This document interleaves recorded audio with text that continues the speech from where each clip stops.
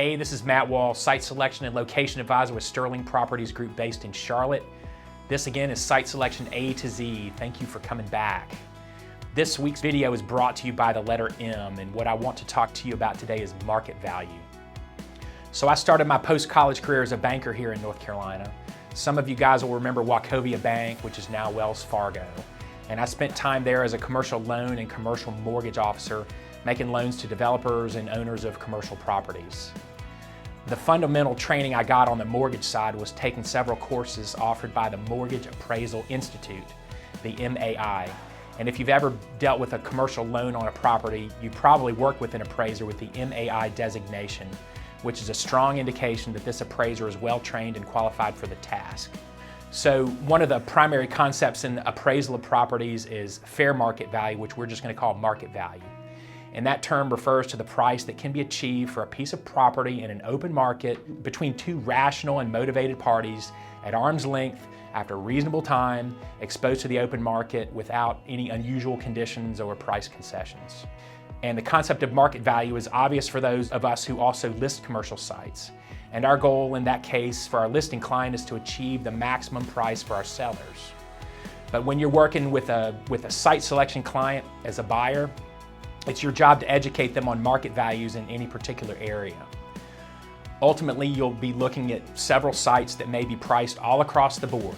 And the question comes up, what's the site worth, Matt? Every client has a budget for their sites, and they don't want to just offer what the listing agent is asking for it if that's going to be a problem for their budget or for their lender if the land doesn't appraise for what the seller is asking. So how do I quickly assess the market value of a parcel?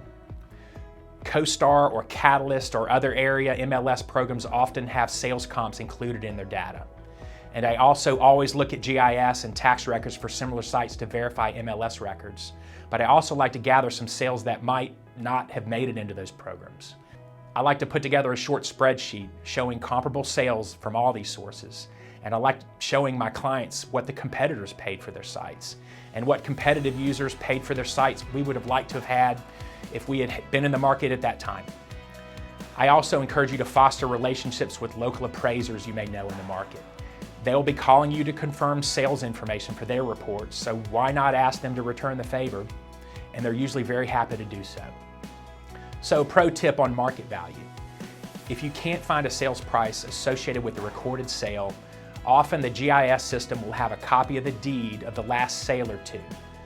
Look up the sales or excise taxes or the revenue stamps paid from that deed copy, and you can calculate the actual purchase price by dividing the tax rate for that state. In North Carolina, the tax is $1 per every $500 of sales price.